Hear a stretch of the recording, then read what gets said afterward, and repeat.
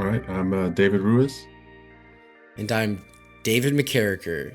You're listening to Why Me, or Sarutu Phase 2, or Voices at TU, or Praxis on the Ground, or whatever the hell we decided to name this podcast eventually.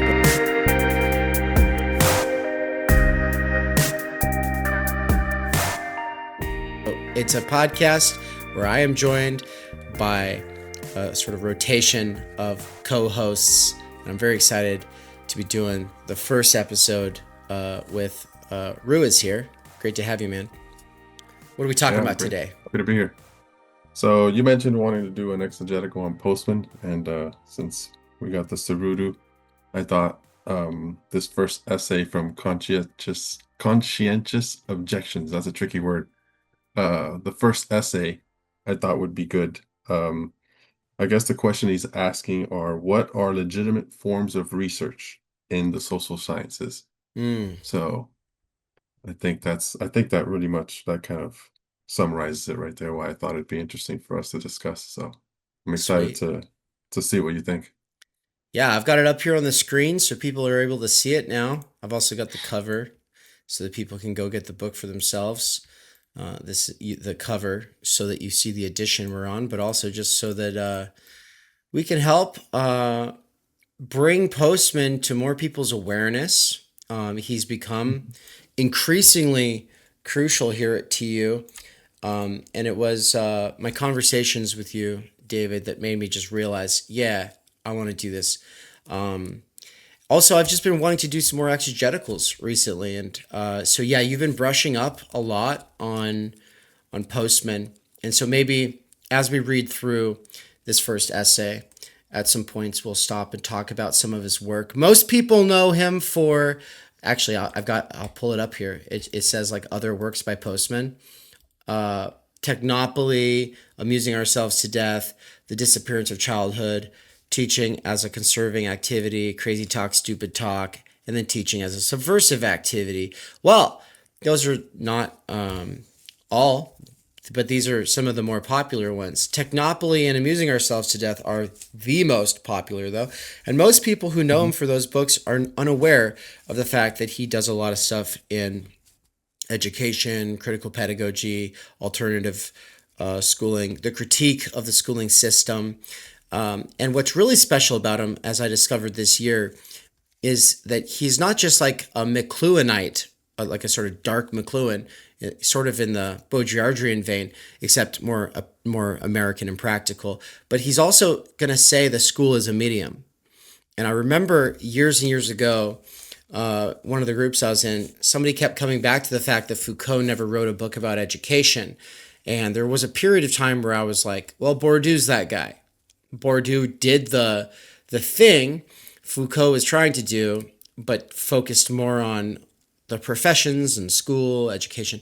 Well, yeah, but and look, I love Bourdieu, and on this podcast I am doing Bourdieu, but no, Postman is special. He brings something unique that you're not going to get from the French theory scene, and so yeah, let's let's just get into it. And so I'll have you, Dave, just read from the top here, and we'll do the three paragraph pass, three puff pass for Okay. starters.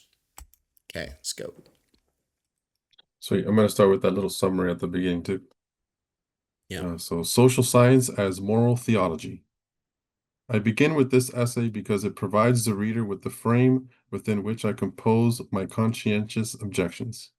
I see myself as a storyteller, nonfiction division. Make no claims to being a scientist. I'm not insulted when my essays are called polemical. Indeed, as I hope to make clear, there is a measure of cultural self-delusion in the prevalent belief that psychologists, sociologists, anthropologists, and other moral theologians are doing something different from storytelling. The New York Times could help if it stopped reporting their work on its science page. It could help even more if it added a moral theology page to which social scientists of every variety, including economists, could regularly contribute. Man, Without that's getting good. misty, That's good. it's a nice little right out the gate, right? Mm-hmm. All right, let's see.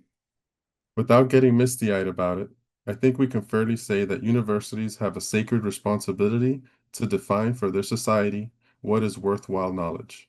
These definitions are most clearly visible in university catalogs, where you will find lists of courses, subjects, and fields of study. Taken together, they amount to a certified statement of what the university thinks a serious student ought to think about. And what is omitted from a catalog, you may also learn what a serious student need not think about. This observation is in no way a criticism of universities. You cannot have a university which does not, in some way, organize learning and by doing so, attribute relative value to categories of knowledge.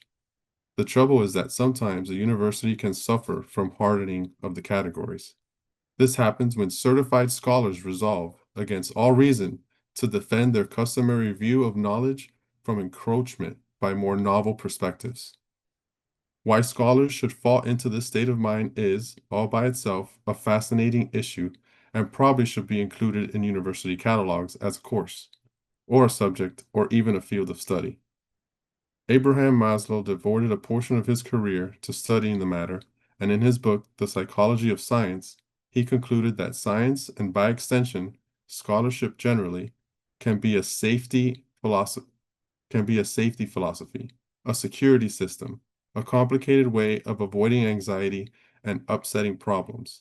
It can become, in the hands of some people at least, a social institution with primarily defensive, conserving functions, ordering and stabilizing rather than discovering and renewing. Mm. Maslow went on to describe in some detail the psychopathology of scholarship, which, when given its head, almost always leads to an environment of extreme intellectual sterility.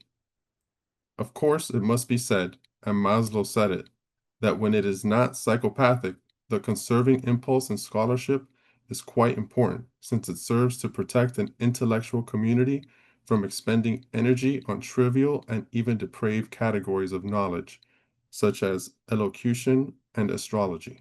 Hmm. But these are bad times for scrupulous efforts at gatekeeping. And happily, many universities are now busily engaged in rewriting their catalogs. A pervasive and lively energy, especially in our great universities, is being directed toward the expansion of categories, models, and theories, toward the development of new subjects. Among the most prominent of these is the subject known variously as communication or media studies, or as we will call it at my university, or as we call it at my university, media ecology. This takes as its domain the study of the cultural consequences of media change. How, hold on, let me fix this. I want to see it a little bit larger on my other screen. There we go. This takes as its domain the study of the cultural consequences of media change, how media affect our forms of social organization, our cognitive habits, and our political ideas. As a young subject, media ecology must address such fundamental questions as how to define media, where to look for cultural change, and how to link changes in our media environment with changes in our ways of behaving and feeling. But such questions rest on another larger question, which is as yet unanswered, namely, what kind of subject is this to be?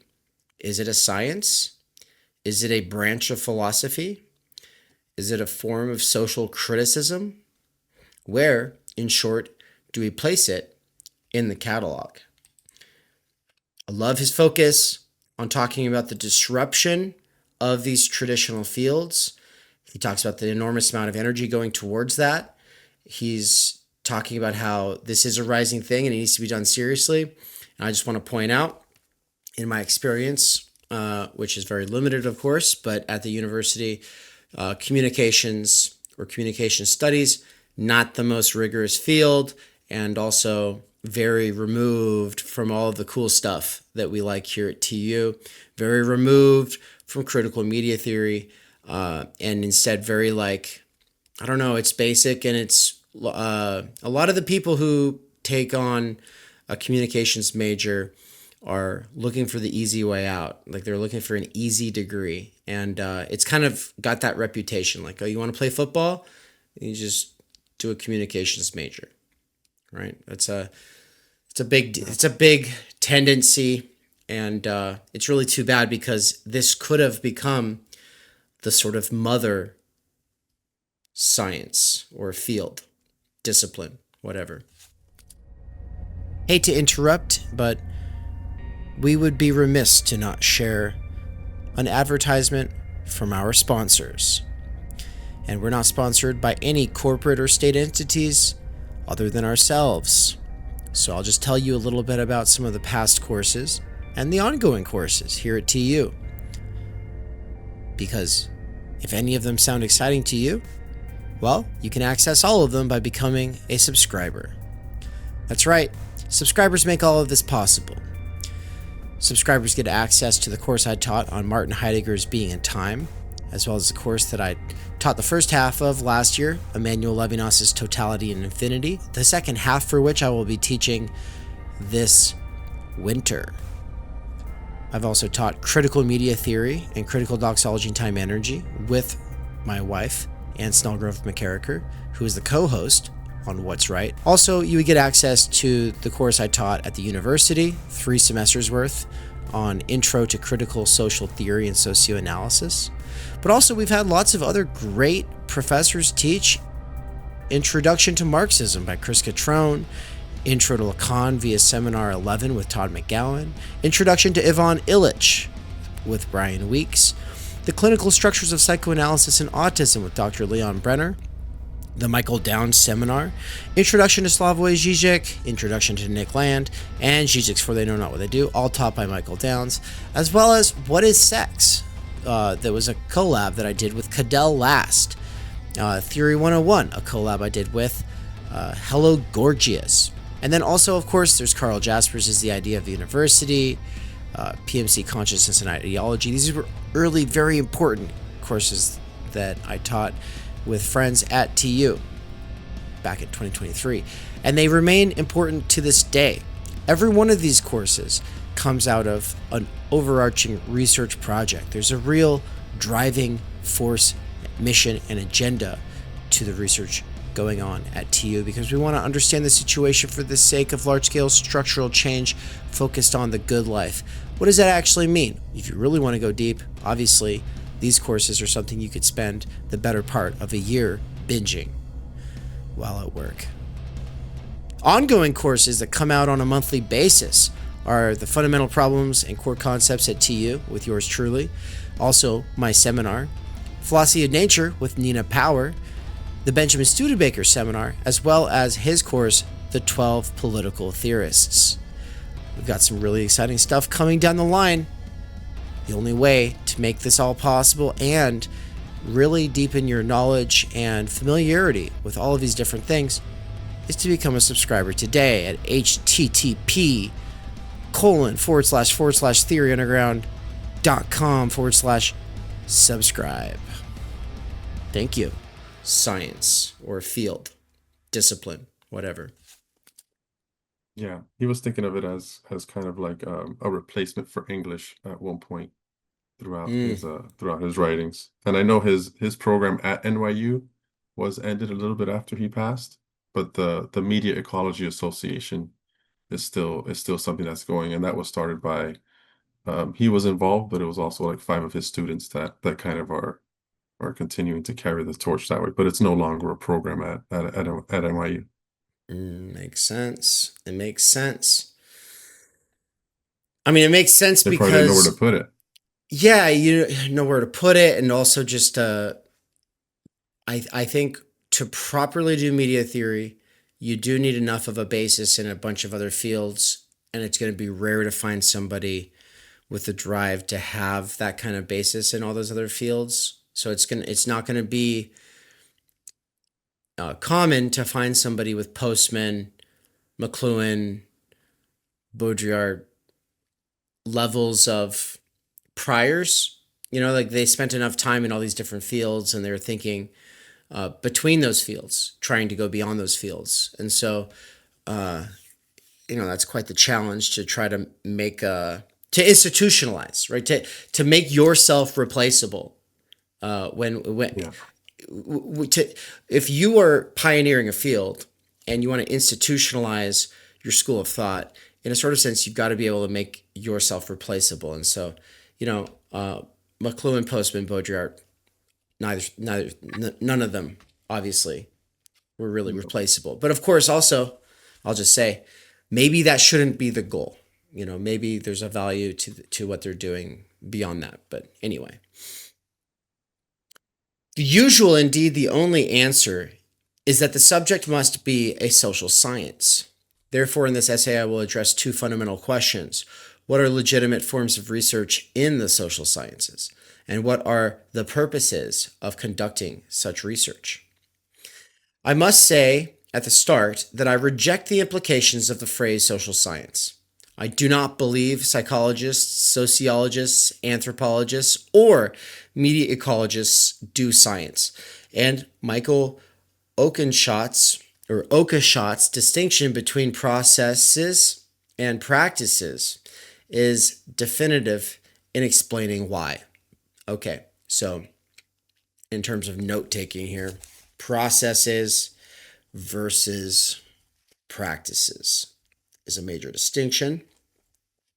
Let's find out why.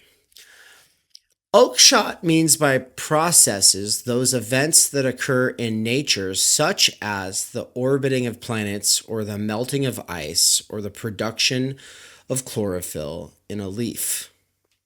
Such processes have nothing to do with human intelligence, are governed by immutable laws, and are, so to say, determined by the structure of nature. If one were so inclined, one might even say that processes are the creation of God.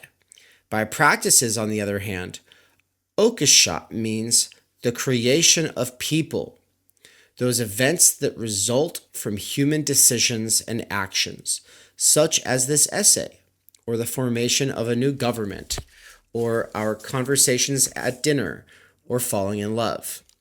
The events are a function of human intelligence interacting with environment, and although to be sure there is a measure of regularity in human affairs, such affairs are not determined by immutable laws.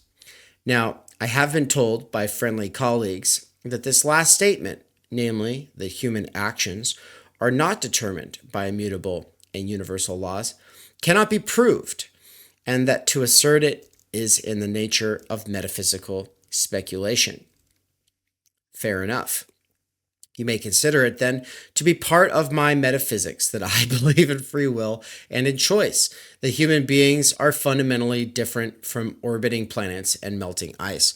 I would just say that the skepticism leveled against that position of his comes from a specifically metaphysical or post-metaphysical epistemologically grounded approach. But basically, it's the result of too much philosophy, right? It's like, well, the burden of proof would be on the people who want to say that we're just planets, or just like planets, right? But he doesn't go there. He just says fair enough, which is a totally valid approach, and actually probably keeps him from getting embroiled in arguments that he doesn't even want to be a part of. So he just grants it and says, yep, sure, fine, that's my metaphysics. And he's not going to sit here and write a whole book about that metaphysics. A lot of other people have tried to write books about that metaphysics that says that we have free will and choice, and he's just like, nah, I'll just own that.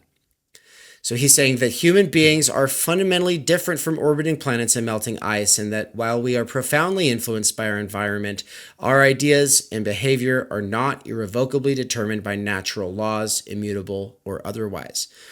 In other words, I believe with Oakeshott that there is an irrevocable difference between a blink and a wink. A blink can be classified as a process, meaning it has physiological causes, which can be understood and explained within the context of established postulates and theories.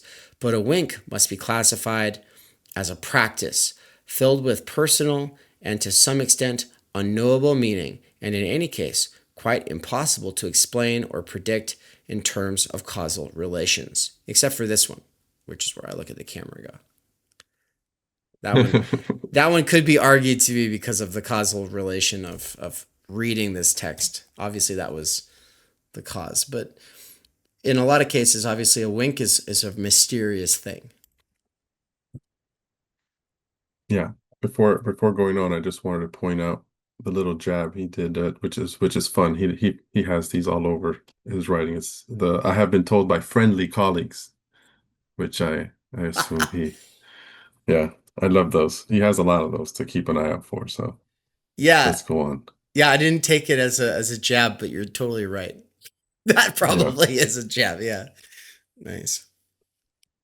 As I understand it, science is the quest to find the immutable and universal laws that govern processes, and does so on the assumption that there are cause and effect relations among these processes. In this definition, I place myself, even if only beside their feet, with Newton and on and the last of the great Newtonians, Albert Einstein. It follows that I believe the quest to understand human behavior and feeling can in no sense accept. Let's try that one again.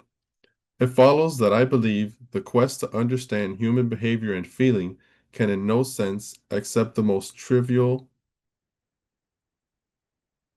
be Yeah, called science. Yeah, yeah, okay. yeah. No, that totally makes I don't know sense. why I stumbled through that. No, Wow. it is like a he teaches English way of writing, but yes. Gotcha. The trivial-minded point, of course, to the fact that students of natural law and human behavior both often quantify their observations and in this common ground may be classified together. A fair analogy would be to argue that since a house painter and an artist both use paint, they are engaged in the same enterprise and to the same end. I like that. Hmm. That's good. Great analogy. The scientist uses mathematics to assist in uncovering and describing the structure of nature. At best, the sociologist, to take one example, uses quantification merely to give some precision to his ideas. But there is nothing especially scientific in that. All sorts of people count things in order to achieve precision without claiming that they are scientists. Detectives and bail bondsmen count the number of murders committed in their city. Judges count the number of divorce actions in their jurisdiction. Business executives count the amount of money spent in their stores.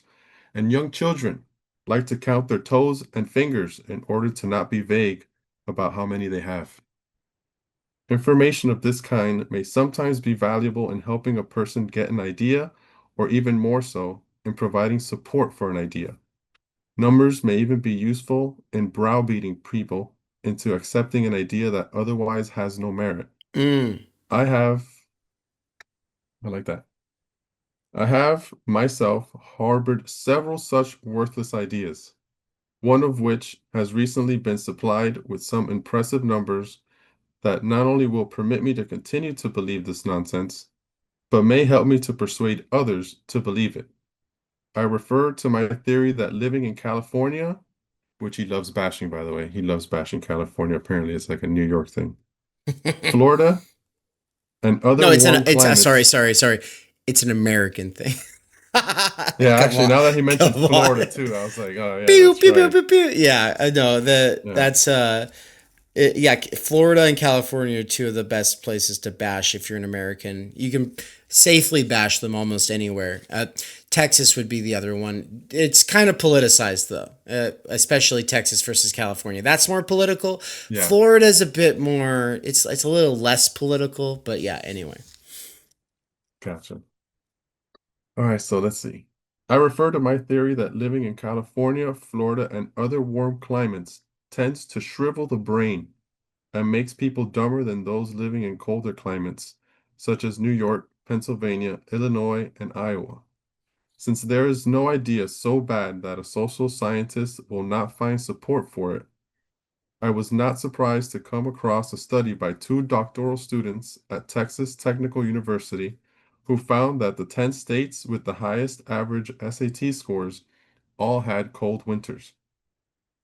Indeed, every state with an average of 510 or higher on both the verbal and quantitative parts of the SAT had an average high temperature in January of less than 42 degrees Fahrenheit. At the other end, 5 of the 10 states with the lowest SAT scores were warm weather states. Moreover, temperature had a significant relationship to SAT scores, even when the researchers took into account such factors as per pupil expenditures on schooling.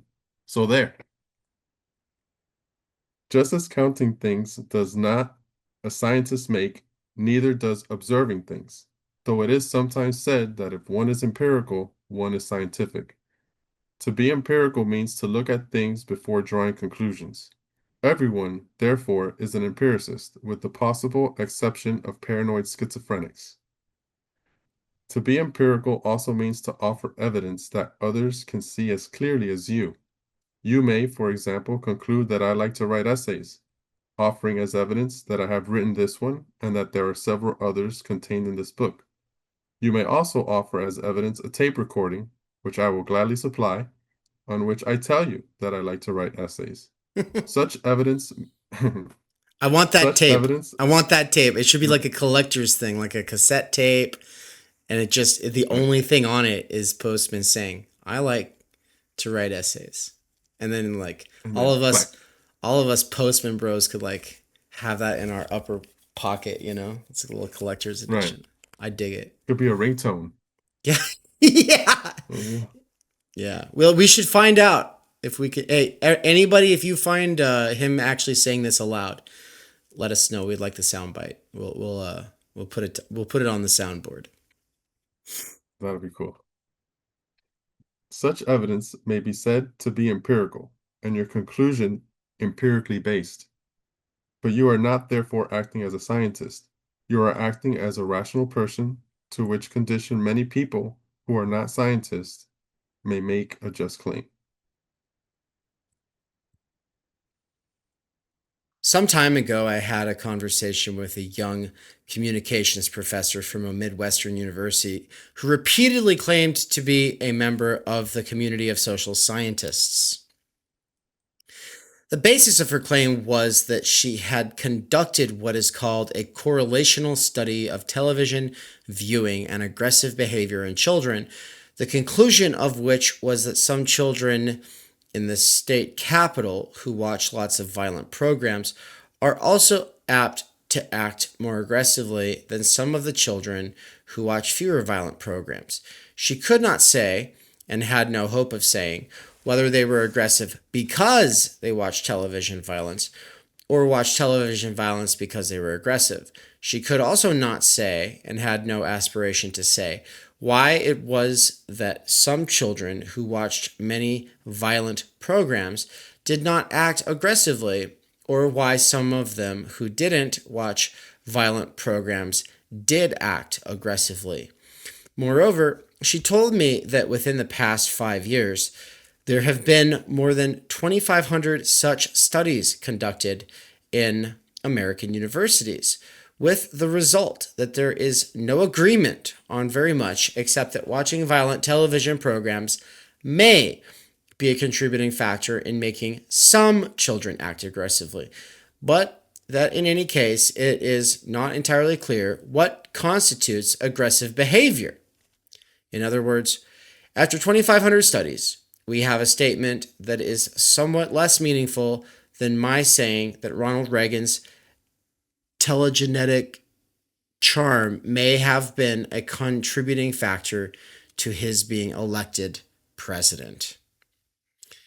Dude, I'm sorry. Social scientists need to be eviscerated from the standpoint of the humanities and social sciences. When these right why did I say right wing? I was going to say right sort of intellectuals. I guess there is a sort of right intellectual sort of thing that does this, that kind of pew-pews the humanities and social sciences as sort of like soft science and at the same time sort of socialistic, which, I mean, it's not wrong. It's not entirely wrong. Although, of course, we're all the classics guys. We're all the traditional guys. They're also in the humanities. So that's part of the issue there. But when you get somebody like a Steven Pinker who comes along and wants to talk about the softness of the social sciences, because he's coming from the hard sciences and he's like a neuroreductivist or a linguist in a sort of this sort of positivistic sense, it's garbage, man. It's just not nearly as good as from the standpoint of the philosophy of science, which is where Postman's coming from here. So, he is doing media ecology, but also he's got a strong basis in philosophy of science. And it's philosophy of science is obviously under the broader heading of philosophy. So you need logic and ethics and the history of ideas and etc. to do philosophy of science. And I would say then you also need philosophy of science to do media ecology or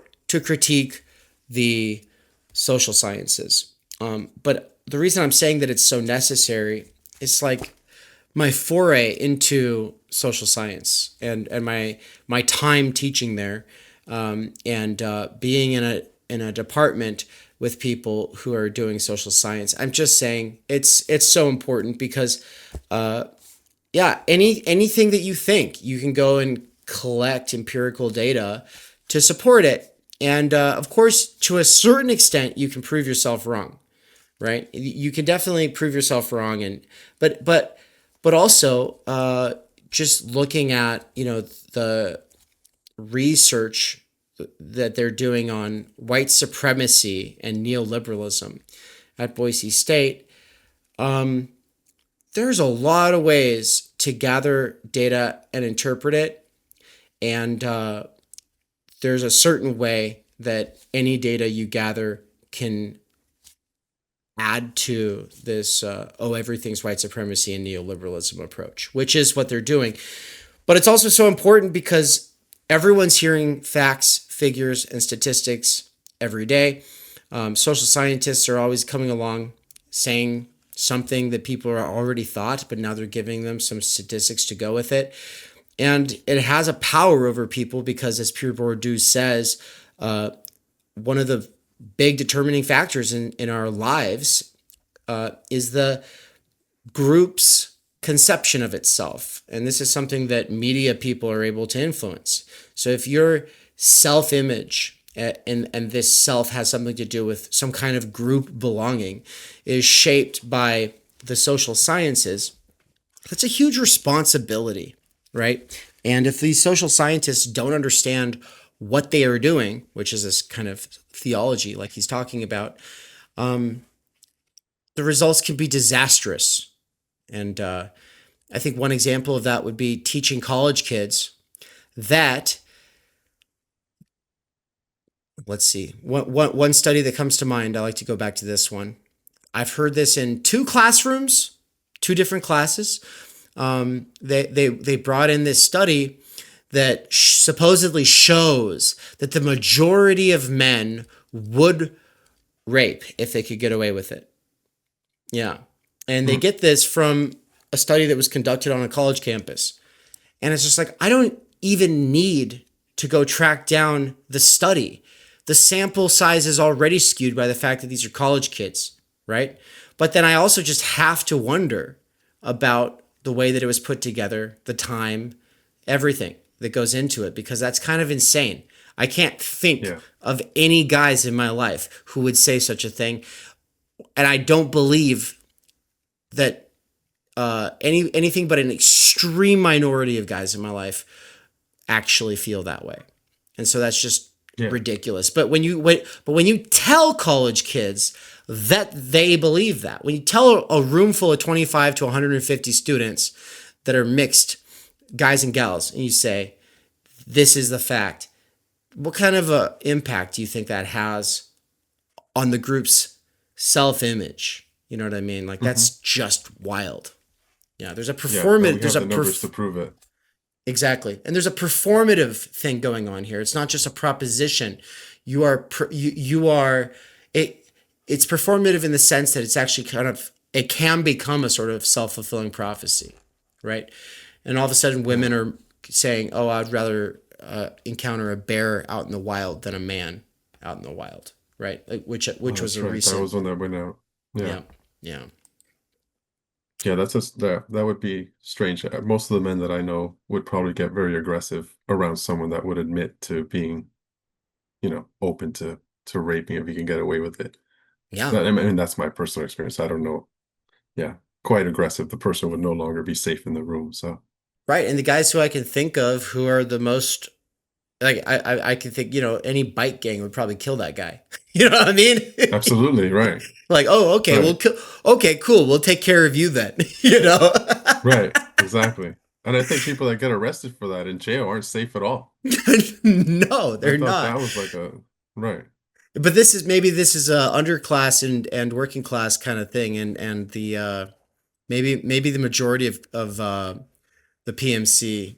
Now we know their true colors. I don't believe that. I genuinely don't believe that. I think that's absolutely ridiculous. But anyway, that's why social science Yeah. needs to be critiqued. And the last thing I want to say about that is that telling people that people are like X because the average or majority of people say, think, or do something is itself toxic ideology. Okay, because people are not averages and people need ideals to measure themselves against, not averages. And so when you tell people, oh, people are like this, okay, you're being descriptive based off of averages. Shouldn't we be saying exceptional people are able to be like this, and if you work at it, you can be like that too, right? So it's Mhm. the difference between exemplars and averages. You know what I mean?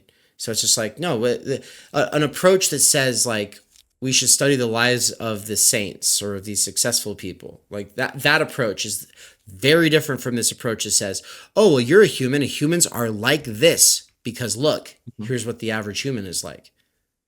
Okay, Right. so yeah, that's just Old science. we're talking about like saints versus this cult of average, as Matt Taibbi calls it in his Hate Inc.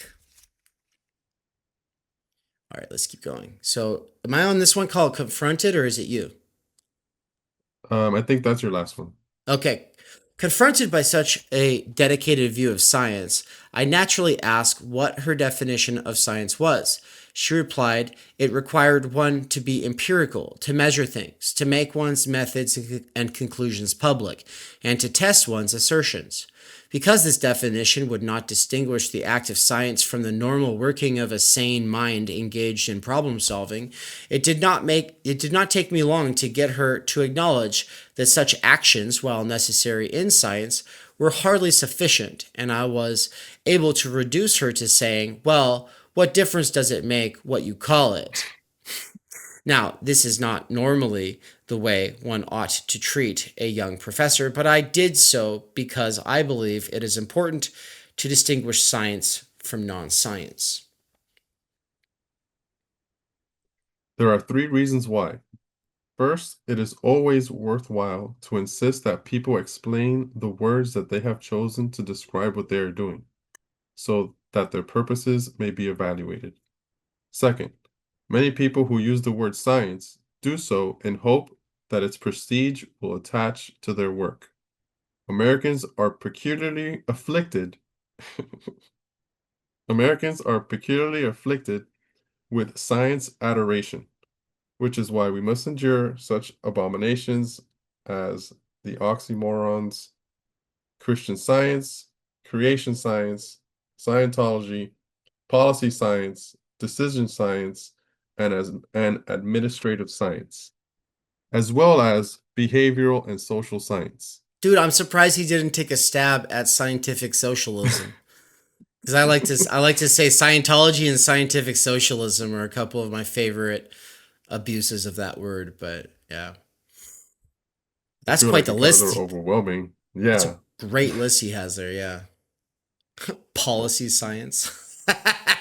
Yeah. After COVID, it's a joke to talk about, you know, science because, they were calling public policy science. It's just like, I'm sorry, what are you Trust talking the about? science. Yeah, Mm. trust the science. And by that, we mean bureaucrats. Hmm. And third, when the study of human conduct is classified as science, there is a tendency to limit the kinds of inquiries that may be made. Counters and empiricists, that is, pseudoscientists, are apt to deprive others of the right to proceed in alternative ways, for example, by denying them tenure. The result is, of course, that they impoverish all of us and make it difficult for people with ideas to be heard. Damn. Mm, Jeez. That paragraph got good there. mm. Kind of. Postman I goes want to hard. give, yeah, yeah. It feels like he just like was setting us up the whole time for that. That was great. I want to give one more example of social science to make clear why I would not call it science at all. A piece of work that is greatly admired as social science, at least from a technical, if not ethical point of view, is the set of experiments so-called supervised, By Stanley Milgram. Dude, yes. I'm so glad he's going to go after this. Yeah. so-called supervised. I loved it. Hmm. The account of which was published under the title Obedience to Authority. Yeah, I like that he goes in on this. In this notorious study, Milgram sought to entice people to give electric shocks to innocent victims who were in fact conspirators in the experiment and did not actually receive the shocks. Nonetheless, most of Milgram's subjects believed that the victims were receiving the shocks, and many of them, under pressure, gave shocks that, were they real, might have killed the victim. Milgram took great care in designing the environment in which all of this took place, and his book is filled with statistics that indicate how many did or did not do what the experiments told them to do. As I recall, somewhere in the neighborhood of 65% of his subjects were rather more compliant than would have been good for the health of their victims. Milgram drew the following conclusion from his research. In the face of what they construe to be legitimate authority, most people will do what they are told. Or to put it another way, the social context in which people find themselves will be a controlling factor in how they behave. Now, in the first place, this conclusion is merely commonplace of human experience, known by just about everyone from Maimonides to my Aunt Molly. The exceptions seem to be American psychiatrists. Before he conducted his experiment, Milgram sent to a large group of psychiatrists a questionnaire in which he solicited their opinions as to how many subjects would be likely to continue giving electric shocks when ordered to do so. The psychiatrists thought that the number would be very much smaller than it actually was, basing their estimates on their knowledge of human behavior, which explains to my complete satisfaction why their estimates were so wrong. I do not mean to imply that real scientists never produce commonplaces, but only that it is rare and never a cause for excitement. On the other hand, commonplace conclusions are almost always a characteristic of academic pseudoscience. Mm. I In the could take second I could place, take this one. Milgram's. Oh, Oh, go what? for it. In the No, second go for it. Go place, for it. I was gonna take it. Milgram's study is not empirical in the strict sense, since it is not based on observations of people in natural life situations. Yeah, I was very frustrated by this experiment when they talked about its conclusions based off of it. When I first learned about it, and ever since then, whenever I've been in any sort of intellectual conversation and people make reference to it, because it's just like there's so many problems with it. There's so many problems, even without the deceit that went into it, which we find about like way later. It's here's one problem with it. due to the fact that there are now, because of experiments like this, all kinds of ethical barriers to repeating the study can't be repeated. So, that Hmm. if you can't repeat something to test the results, how can you claim it's scientific? This is one of the weird things that you run up against. Hmm. Anyway, and I assume that no one is especially interested in how people behave in a laboratory at Yale or any other university. What matters is how people behave in situations where their behavior makes a difference to their lives. But any conclusions that can be drawn from Milgram's study must specify that they apply only to people in laboratories under the conditions Milgram arranged.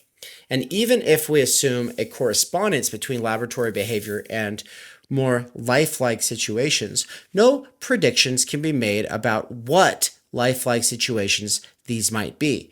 Neither can any serious claim be made that there is a causal relationship between the acceptance of legitimate authority and doing what you are told. In fact, Milgram himself shows us that there is not, since 35% of his subjects told the authority figure to bug off.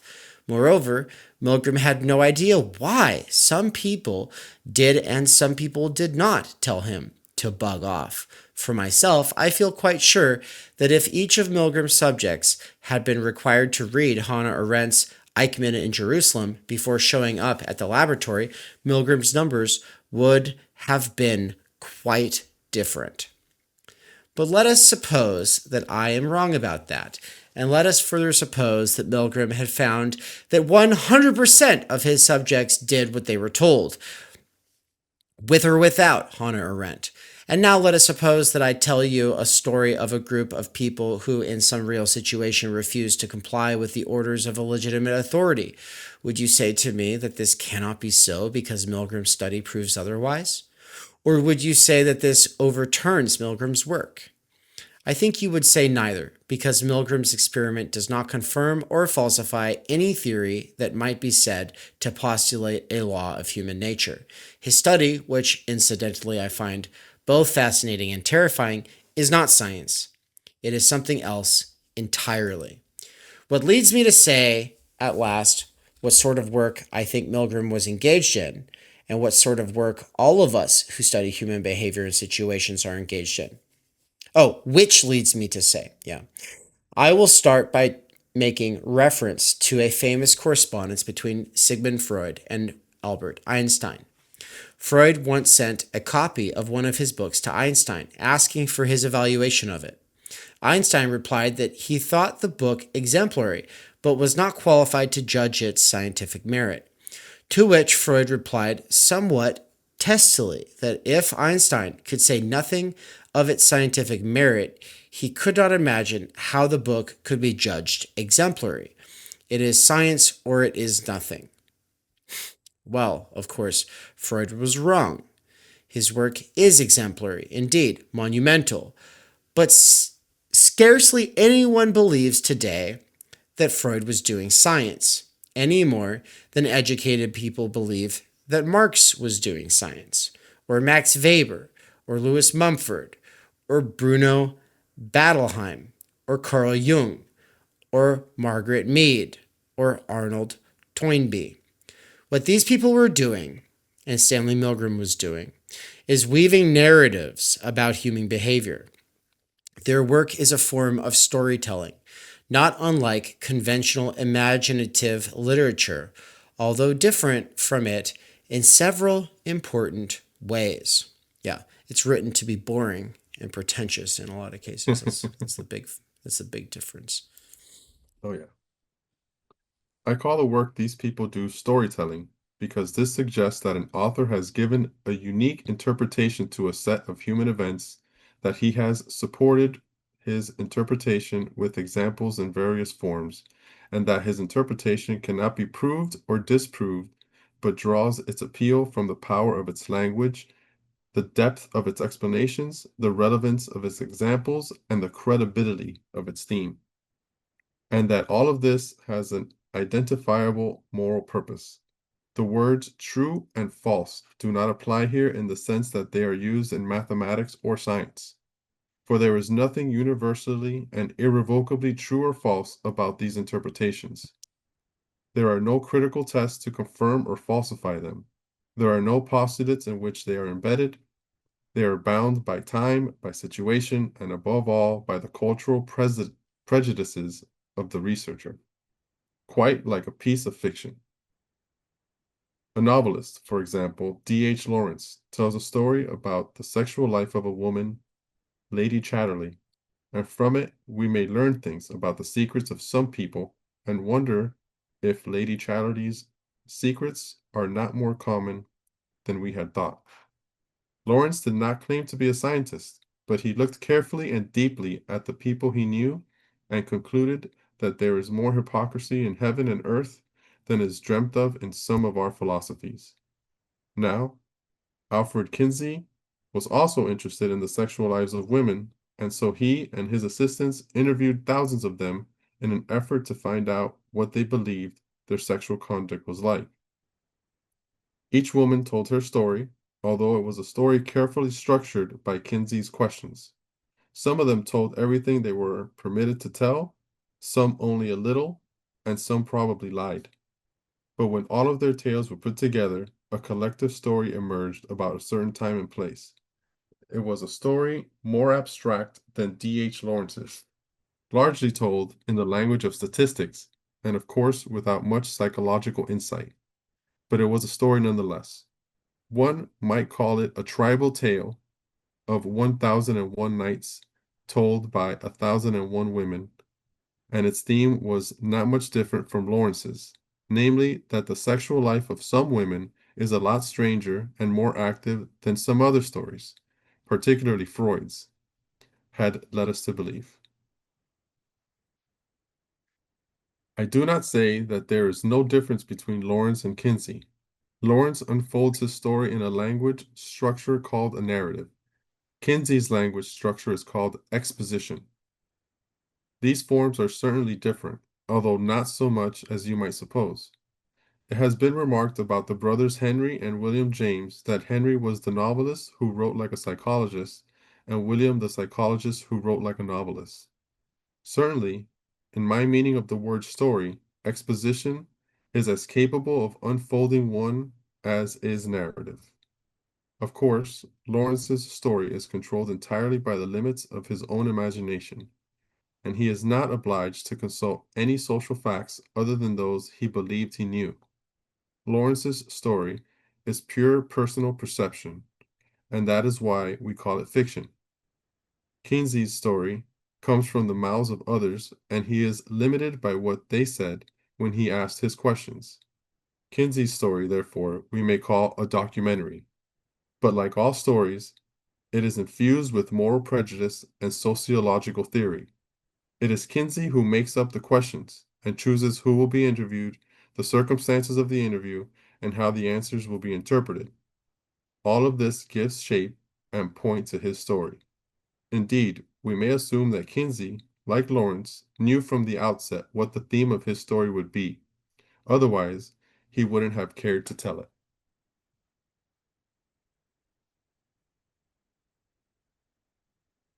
Both the novelist and the social researcher construct their stories.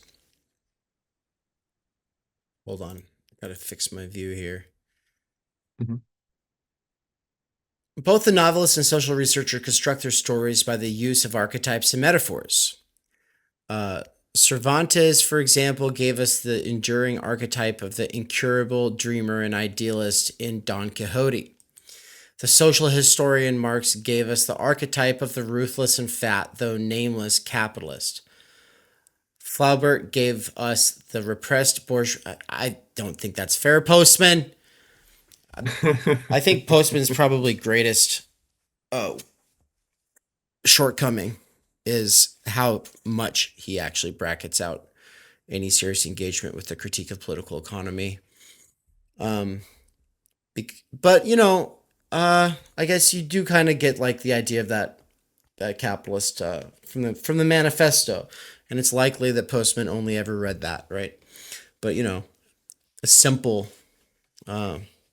familiarity with Das Kapital would leave you like, oh yeah, no, capital has very little to do with that person, though every once in a while there is a person who is like the embodiment of the circuit of capital.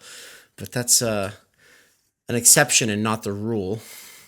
And so, anyway, the social historian Marx gave us the archetype of the ruthless and fat, though nameless capitalist. Yeah, but okay, that's Potter from It's a Wonderful Life. I think It's a Wonderful Life, the movie, gave us a much better sense for that. Charles Dickens gave us a much better sense for that stereotype. Anyway, Flaubert gave us the repressed bourgeois romantic in Emma Bovary, and Margaret Mead gave us the carefree, guiltless Samoan adolescent. Kafka gave us the alienated urbanite driven to self-loathing, and Max Weber gave us hardworking men driven by a mythology he called the Protestant work ethic, or the Protestant ethic. Dostoevsky gave us the egomaniac redeemed by love and religious fervor, and B.F. Skinner gives us the automaton redeemed by a benign technology. I think it justifiable to say that in the 19th century, novelists provided us with most of the powerful metaphors and images of our culture. In the 20th century, such metaphors and images have largely come from the pens of social historians and researchers. Think of John Dewey, William James, Erik Erikson, Alfred Kinsey, Thorstein Veblen, Margaret Mead, Lewis Mumford, B.F. Skinner, Carl Rogers, Marshall McLuhan, Noam Chomsky, and even Slavoj Žižek. And you must, I'm kidding, he said Stanley Milgram. And you must acknowledge that our ideas of what we are like and what kind of country we live in come from their stories to a far greater extent than from the stories of our most renowned novelists. I do not mean, incidentally, that I think the metaphors of social research are created in the same way as those of novels and plays. The writer of fiction creates metaphors by an elaborate and concrete detailing of the actions and feelings of particular human beings. Sociology is background. Individual psychology is the focus. The researcher, he's saying in the case of the writing of a character in a play, sociology is background, individual psychology is the focus. The researcher tends to do it the other way around. His focus is on a wider field, and the individual life is seen in silhouette by inference and suggestion. Also, the novelists proceed by showing. The researchers, using abstract social facts, proceed by reason, by logic, by argument. That is why fiction is apt to be more entertaining, whereas Oscar Wilde or Evelyn Waugh shows us the idle and conspicuously consuming rich. Thorstein Veblen argues them into existence. In the character of Sammy Glick, Bud Schulberg showed us the narcissist whose origins Christopher Lasch has recently tried to explain through sociological analysis. So they're based, Christopher Lasch reference. So there are differences among storytellers, and most of the time our novelists are more pleasurable to read. But the stories told by our social researchers are at least as compelling and, in our own times, apparently more credible. What I am driving at is this. Once we rid ourselves of the false notion that we are scientists and accept the idea that we are among our culture's most important tellers of psychological and social tales, the answers to the two questions I began with are obvious. As to what are legitimate forms of research into human communication, we may answer by permitting ourselves the greatest possible latitude. Historical speculation, philosophical argument, literary criticism, case histories, biography, semantic and semiotic analysis, ethnography, all these and more ought to be admissible as ways of telling our stories. And the less concern about method, the better. I have some thoughts on that, but we'll come back to it. One becomes fastidious about method only when one has no story to tell. The best people in our field have, with few exceptions, been almost indifferent to the question of method. Who can characterize Harold Innes's method, or Suzanne Langer's, or Eric Havelock's, or McLuhan's, or Mumford's, or Jacques Ellul's? based Ellul reference. There's some really cool thinkers that belong on a very special list of thinkers that Postman is, for me, included in. And when I say based reference, I'm just saying he is pointing to somebody else who's on that list. And Ellul and McLuhan and Lash all belong on this very special list that we'll come back to maybe someday in the future. Nice. They used whatever social or historical theories and facts seemed relevant. They put forward their arguments by using the instruments of reason, logic, intuition, conjecture. Even Irving Goffman, who seems more technical than most, hasn't much of a method. What he has is a metaphor, that life is a stage and we are all players on it. Of course, we can also count things if we wish and do correlational studies. But if we do, we ought to make it clear what social theory is serving as a frame for our story. George Gerbner does such studies, but only because he wants to tell a story of a people slowly, perhaps inexorably, being overcome by feelings of powerlessness. Stanley Milgram did such studies because he wanted to demonstrate that a commonplace of human experience, what we know about ourselves, can be more terrifying than what we don't know. Alfred Kinsey did such studies because he believed that official morality is, and probably always has been, rubbish. And folks, we'll be right back right after this. TU is building a studio. I have officially cleared ground. I've been working on it for the last several months on and off, but am, as of this last week, beginning to get a lot more traction on the project because more money has come in. So thank you so much for those who have already contributed via donations for the TU studio. It's going to happen no matter what, but the question is when. If you want to help speed up the process, make things smoother sailing, and help me keep creating the kinds of content that you love, and even better, the kinds of content that is to come.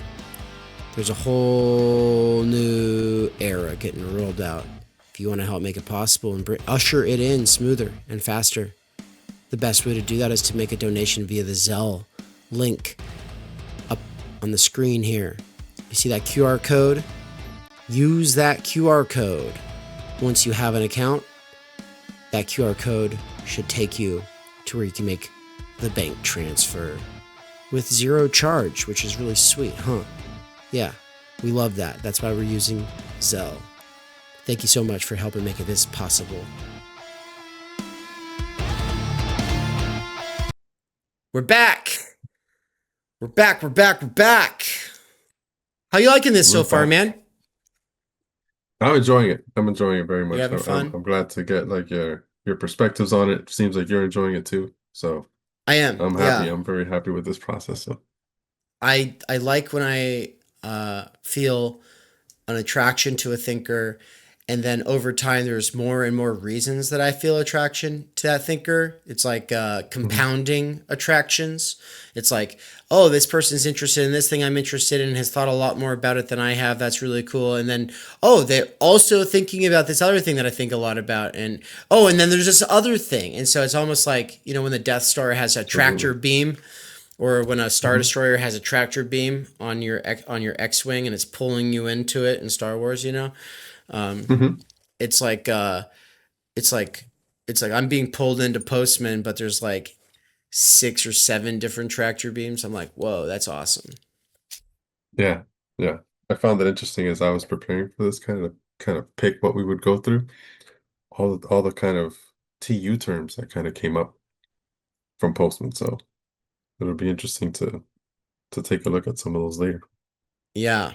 Let's come back to that theme of picking. Picking. We'll come back to that maybe after we're done. And I wanted to say something about method. He's critiquing this fixation on method, and I think that that's good because the research methods approach at the university I think in a lot of ways falls to the kind of critique he's leveling here. But I also think, in particular, philosophy and theory people probably need more method, not less. Um, I just think that what he's proposing here is an approach that is a corrective to whatever method you might want to develop for doing philosophy, for doing theory, etc. So I'll leave it at that for now, and we might come back to it again in the future. But there's like a page and a Mhm. half remaining to this. Is that right? Yeah. All Yeah. I would right. say 2 pages, I guess, including, yeah. All right. Sweet. Well, you take it away. I think we're in the and so. Mm-hmm. And so, the answer to the first question is that by resisting the attractions of pseudoscience and embracing the role of creators and narrators of social myth, media ecologists can enrich our field of study immeasurably. Of course, this cannot be done without risk. It means that most of us will generate piles of junk, unconvincing stories without credible documentation, sound logic, or persuasive argument. After all, how many Lewis Mumfords or Walter Ongs or Lynn Whites or Jacques Ellul's are there? But then, how many Franz Kafkas, D.H. Lawrence's, or James Joyce's are there? It is a risk that must be borne. The alternative is to remain a shriveled pseudoscience, useless for everything except the assembly line production of PhDs. Damn. Oh, As for I my just second question, I just yeah, want go to for it. say I got my hands-on PhD experience this morning. Uh, I woke up at 5 a.m., put on Hmm. these overalls and my boots, and I went and got a post hole digger, and I went and I started digging the holes for the studio, for the TU studio. So the foundation is in Nice. process, and I just played the little commercial for the TU studio, and yeah, it's got some footage of the ground being cleared, but I officially have started digging the actual place the posts go. And you might be saying, what does that have to do with a PhD? Well, you see, in rural Idaho, a PhD is a post hole digger. Oh, So there it is. Wow. There it yeah, is. yeah. Okay. All right, let's see here. All right. So as for my second question, what is the purpose of such research? The answer is not, obviously, to contribute to our field, but to contribute to human understanding and decency. Mm, For the for the most part, novelists do not write to enrich the field of novel writing. The good ones write because they are angry or curious or cynical or enchanted. The Scarlet Letter was not written by a man who wanted to improve the art of the novel, but by a man who wanted to improve the art of living together. mm, Similarly, this is great. This is great. Similarly, the myth of the machine, understanding media, the technological society, computer power and human reason, stigma, anger, public opinion, and if you will pardon an attempt to guilt myself by association, amusing ourselves to death. All these books were written by men and women who were concerned not to improve scholarship, but to improve social life. Thus, the purpose of doing this kind of work is essentially didactic and moralistic. These men and women tell their stories for the same reason the Buddha, Confucius, Hillel, and Jesus told their stories. To put it plainly, the so-called social sciences are subdivisions of moral theology. It is true, of course, that social researchers rarely base their claims to knowledge on the indisputability of sacred texts, and even less so on revelation. But you must not be dazzled or deluded by differences in method between preachers and scholars. Without meaning to be blasphemous, I would say that Jesus was as keen a sociologist as Veblen. Indeed, Jesus' remarks about rich men, camels, and the eye of a needle is a good summary of Veblen's theory of the leisure class, as it is possible to make. As social researchers, Jesus and Veblen differed in that Veblen was more, whoa, garrulous, mm-hmm. I forget what like garrulous moral. means. I think it's like excessive or kind of. like brash. I think. Okay. Hold on, let me double check. Define. We should be able to define a word every once in a while. Um, Yeah. I think I wasn't scrolling though. Where are we at? How do you spell? Like moral, a little bit more. Oh, Garrulous Uh, is Garrrulous. EAR. If you already knew what garrulous means, go ahead and smash the like button. But if you did not already know, go ahead and smash the like button. It helps other people see it. Garrulous means excessively talkative, especially on trivial matters. Okay. Yeah, Wow. I said excessive. But okay, I didn't. Yeah, it's yappy yappers. Mm. Sounds like our culture. Yeah, yeah. This is where we find ourselves in garrulous times. Yes. All right. Let's see here. Like moral theology, social research never discovers anything. It only rediscovers what people once were told and need to be told again.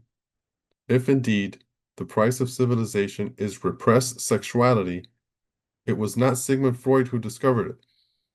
If the consciousness of people is formed by their material circumstances, it was not Marx who discovered it.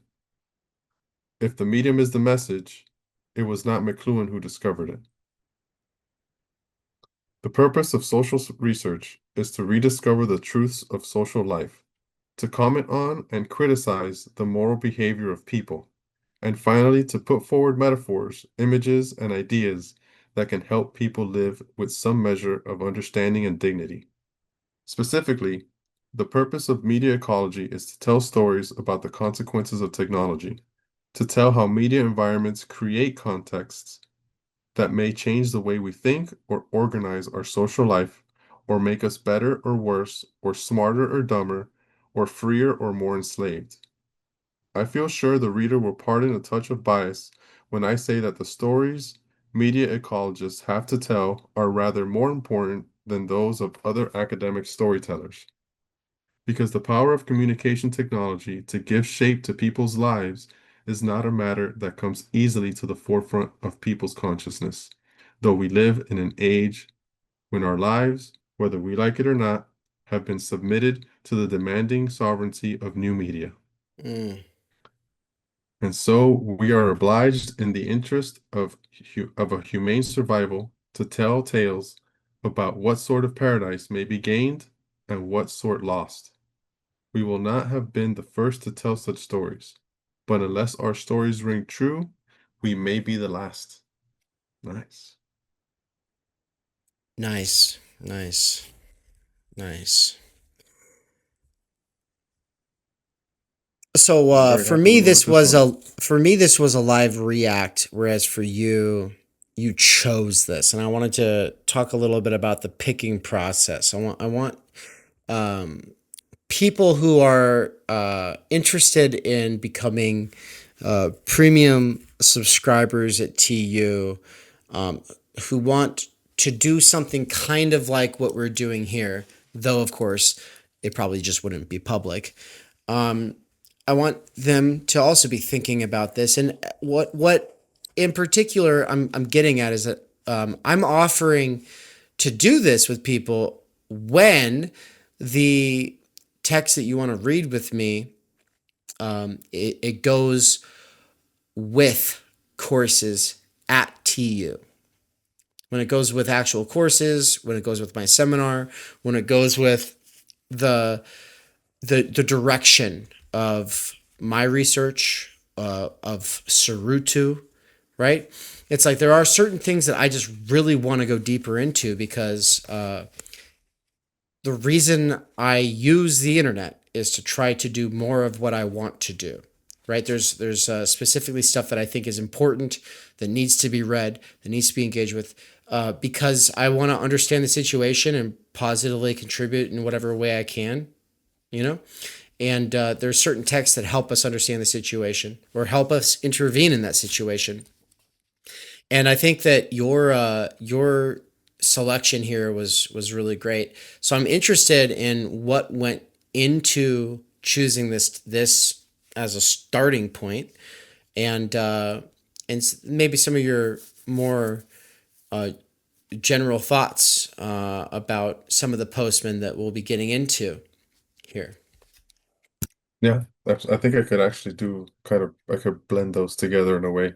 Sweet. So basically the way I thought to prepare for it was to not prepare for it, but to kind of pick the best thing. When we first had our conversation, I guess instinctively I said from the beginning, but then I thought that's not necessarily I mean, that's I guess the way we typically think to start things, but I thought in the name of what do you call it? I guess the algebraic approach or the fire hose. Like we could jump in the middle, we could jump in from wherever.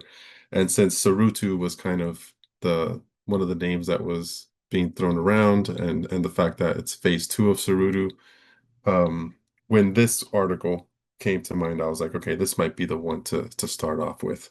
And I know you have questions around research and desearch, so it just seemed like the fact that this was asking kind of like what is social science? What is research?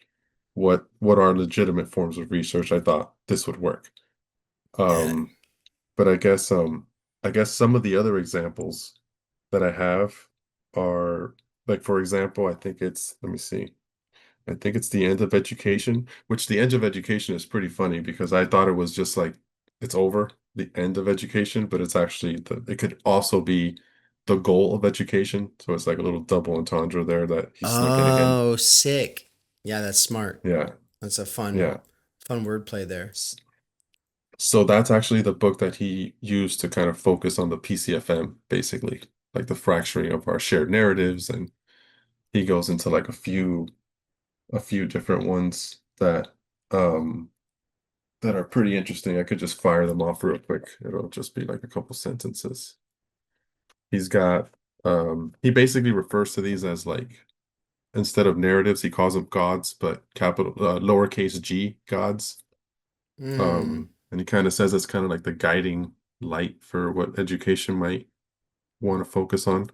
And he just has five that he's just playing with. It's a spaceship, the spaceship Earth, the fallen angel, the American experiment, the law of diversity, and the word weavers and the world makers.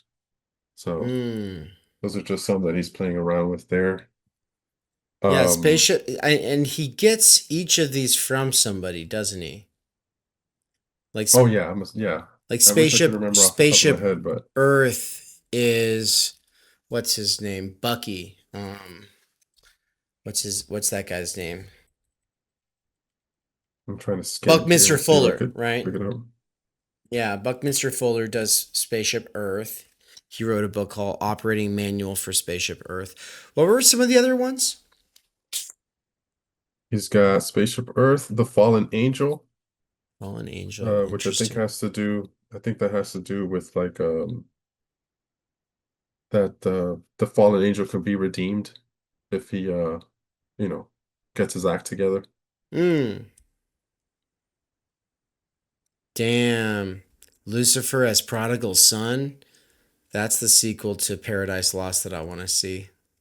That'd be Oh sick. yeah, Yeah. That's the American. I don't know. I might get some flack for even saying that. People let me know if that Yeah. bothers you. Yeah. It might be Oh blasphemous. Yeah. It sounds really metal shit. though. Oh, okay. You don't It's know, hitting huh? my Yeah, radar. so Paradise Lost No. is John Milton's epic poem, and it's uh, something that Nick Land referenced in his last visit to TU, and so I took it camping with me, and I read, I think the first third of it. It's a huge, epic poem, right?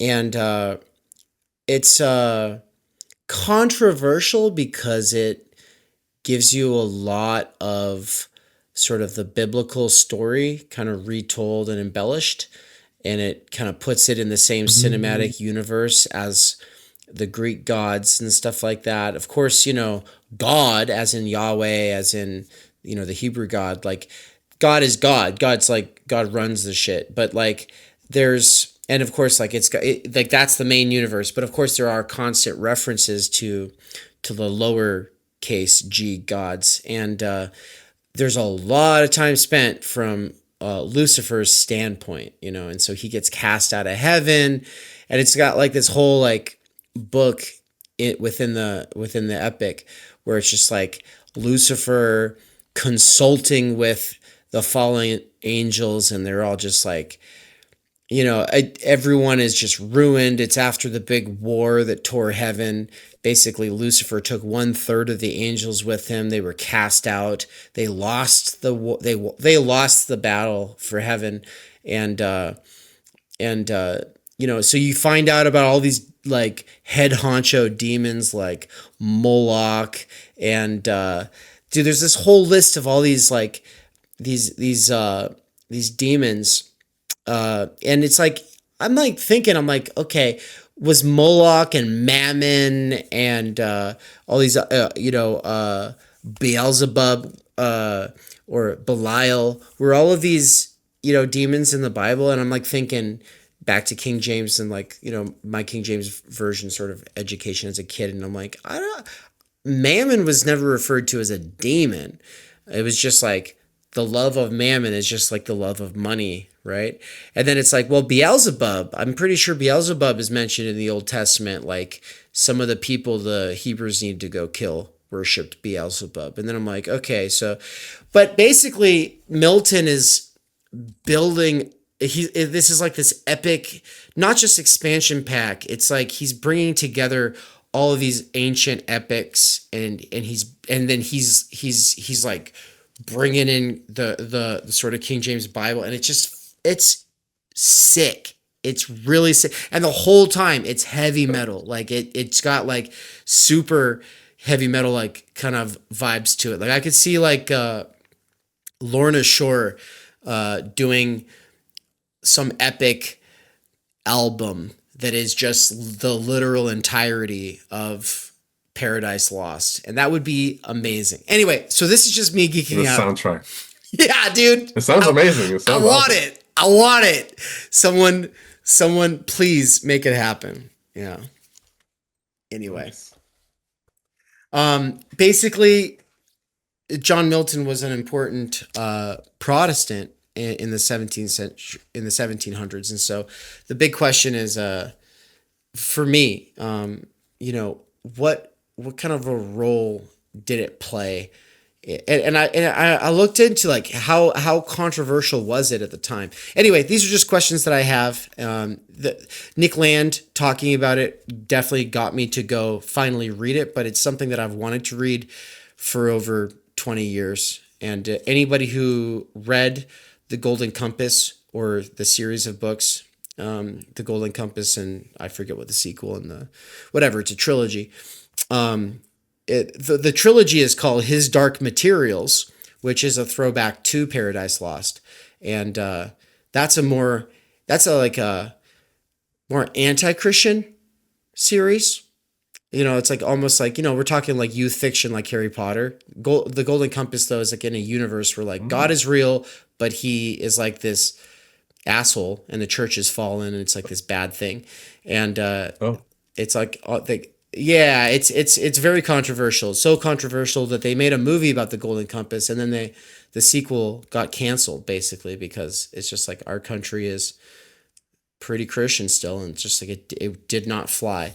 But with all that said, John Milton was a big time Christian, and even though he is accused of giving this more sympathetic look into Lucifer's standpoint, that is not what he is, I think, intending to do, right? Because he was a devout Christian kind of guy.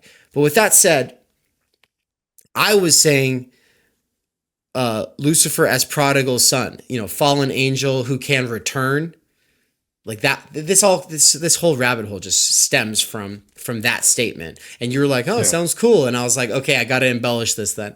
And so, the prodigal son is like the guy who like leaves home but eventually comes back, and so he rebelled, but then he comes back and makes amends with his dad, and it's a story that Jesus tells, I think. And so I said it's potentially blasphemous to even say what I said, which is Lucifer. Someone needs to write that story. Lucifer. I said the sequel to Paradise Lost should be, Lucifer as prodigal son. What would that look like for Satan to turn around and be like, God, I was wrong. That Yeah, whole thing where Jesus like died for humans. Could I get in on that grace? Like that'd be a crazy, yeah, crazy story. for sure. Probably be a little awkward at first too. Yeah. Hey, my bad. Yeah. Yeah. Sorry. I'm sorry. Uh, Whoops. I got And carried away. Jesus is like, no, man. No, I hate you. I like Yeah, humans, but you yeah, suck. yeah. Don't let him, Dad. Yeah. Don't let him. Don't let him. Okay. Yeah. So yeah, these lowercase g gods that Postman is getting at with Spaceship Earth and Fallen Angel and all these other things. Were you saying that this is like an important um, component or to education? Like we actually need to think Well, deeper no. about these things, or what? Well, that's the argument that he ultimately does make to try and kind of like because at the first half of that book is him addressing like the fracturing of our culture. So that's why I was kind of saying that the basically the first half of this book is kind of the end of education is kind of him going into what I would consider to be like the PCFM. I mean, obviously he's not going to say it directly, but he's saying that our society is basically fracturing and that Right, we don't have like a direction. Like we're directionless. We're all heading in different directions. So right. I think that very much lines up with the post-class fractured mass for sure. Well, and we got to actually close out in a minute. And I think one thing to kind of touch on in close, I had said Voices at TU as one of the potential names of the podcast. And in the conversation you were privy to with Bauer, that episode, we talked about some of the other names, but the Voices one is not one that we got into, but it's I mean, obviously, like you're someone at TU, Bauer is someone at TU, Matthew. So there are various people at TU, so voices in that sense. But I like when a name has multiple senses to it, like, why left or what's right. These are double entendres, right? And Mhm. the thing about voices is that finding our own voices, my theory goes, finding our own voices means communing with and getting into dialogue with the voices of not just other people who might be fellow travelers or interlocutors today, but more importantly, in some cases, those who were here before us, those who are no longer with us, those who either have some claim to us as ancestors or who we might feel somehow called to try to keep alive. And so, those who have claim to us, but we don't feel called to keep alive, might include someone like John Milton. We do, to some weird extent, live in his world in a way that we might not realize. Does that mean we need to try to keep him alive? Not necessarily. But then there's other people like Postman that we are keeping alive. Like he's no longer with us and he definitely needs to be kept around because people really just think of amusing ourselves to death and then they move on. But Absolutely. when people aren't reading and writing and thinking deeply about things, and when there is the structural stultification of time energy, and that undermines our ability to have the virtuous circle between solitude and solicitude, when our life world therefore breaks down, there is this genocide of voice. And so the idea of voices as a name for the podcast is something that I really like. And on that note, Postman's good for this. He totally gets the PCFM thing. For him, it's just like he doesn't have to say it. He doesn't have to construct it in the way that I've had to because I'm kind of pulling myself out of a sort of Marxist universe, right? So it's like there's a kind of post-left research that has to be in dialogue with Marxism. And I think, anyone who wants to do critical theory and philosophy kind of you end up being in those waters. And so to a certain extent it becomes necessary. The post-class fractured mass is as much about describing our situation as it is a critique of those who in their description of the situation revert to old class ways of thinking, right? And so not only is Postman really important for this, but also as an educationist, right? As a self-identified educationist, he calls himself that. Mm-hmm. He is interested in doing something about it. And Mm-hmm. with the Voices Project, the way I think about it, we have to be thinking, who has claim on us, and then who else do we want to claim when it comes to those voices that matter the most? And how do we decide? And that's almost a question for method, which he's in a sort of sense here arguing against. But at the same time, when you lay out these lowercase g gods, that is, in a sort of sense, getting at this question of what are those major through lines, and how would we develop some kind of a canon for the post-class fractured mass? Right? How would we develop some kind of a canon? And I think John Milton's Paradise Lost is a big time contender for that canon, just as much as Shakespeare or Homer, Virgil, right? There's these people who write epics, comedies, tragedies. And well, should it only be Western ones, or would the Epic of Gilgamesh count? Right? Well, there's also there's Latin American and Chinese epics. Would those count? There's all kinds of epics, tragedies, and comedies that I think should be on that canon. And then, of course, there are going to be works that are not obviously epics, tragedies, or comedies, but are still great literature in some sense. And I think Postman, especially in this piece that we just read, is kind of giving us a way to think about that. It's like, what is an important kind of canon?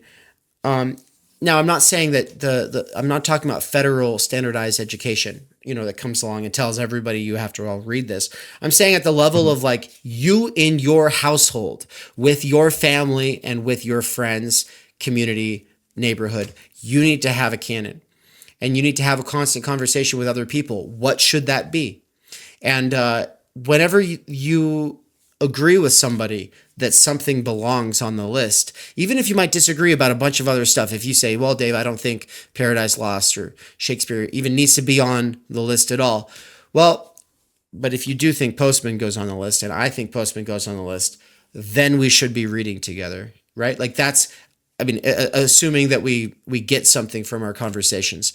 And so I think that that's something I want to inspire other people to think about, because every episode of this show is meant to also encourage you, the listener, to turn around and go do something with other people, right? Go do something with other people, and not necessarily just online. In fact, we're trying to push you offline to go organize locally. So I would recommend using Facebook events and or group, what is it called? Is it Group Meet? No, Meetup. Sorry. Meetup and stuff. Yeah. Use Meetup. Use Facebook. Try, put a group together and tell people what it's going to be. Bauer in the last episode did a great example of how to do that. But you kind of, you just say, this is what it's going to be, and then you promote it around. And then when people show up, you set the tone and you make it about the thing that you wanted to make it. And what I'm going to inspire everyone to do is, like, if you got a lot out of this and you think that you'd like to go deeper into Postman, start a group to read Postman. It's not that difficult. And you can, we say, oh, well, I don't really have time. Well, then do it in the early morning, or do it, whatever. Just do it once a month. But start thinking about trying to meet other people around the idea of keeping voices alive. Either taking responsibility, better getting to know those voices that have a claim on you, or those voices that you would like to claim for history. And so that's kind of my call to action for everybody, is like, get out there, try to do something kind of like what we're doing here, but don't just do it online. Don't just do it at Theory Underground. Theory Underground is supposed to be a place where we kind of have a meta touch and grass conversation about the stuff that we are doing out there in the world. Yeah. And with that, we're going to close out. And I know you have a ton of other notes there, David. I'm excited to get into it with you later. Hmm. And yeah, hoping we can continue next week, because I think what we've decided here is there's three approaches, folks, for doing a thinker who's got a lot of different books that you want to do. One is one book at a time, right, in some specific order. I forget what the second one was, but then the third option is the one that we're doing, which is like we're going to jump around a chapter here, an essay there, and we're going to move between the different texts. What was the other option? Do you remember? For reading? Yeah, remember For we were talking about the way of I doing that. don't. From the beginning, Yeah, yeah, jump around, and I don't chronological remember. maybe. Yeah. Yeah, the chronological versus just like whichever order we like. Yeah. Mm-mm. I'm drawing a blank too. Well, anyway, I'm stoked to do it this way. Thanks, man. Yeah. Yeah. Thank you. This was All right, awesome. everybody. Take care. Peace. Subscribers get access to all past courses at Theory Underground, as well as ongoing courses taught by David McKerracher, Benjamin Studebaker, and Nina Power. Subscribers also get access to monthly research seminars, and the higher tiers of involvement unlock discussions and one-on-one small group tutelage. So if you're like me and you're never a huge bookish kind of person, but somewhere along the way you got really into listening to educational materials, if you got really into listening to podcasts and then books at work, if you love going deep into ideas, but you're just not a traditional bookish kind of person, well, this is where the alliance between people like us and people who are more bookish and specialized are able to meet to work through these things and do so in defense of the human, in defense of our dignity, in defense of our common humanity and our intellectual integrity. This is not a place where we're going to kick you out because you're pro-life or pro-choice, or where you are an atheist or a agnostic or a Christian.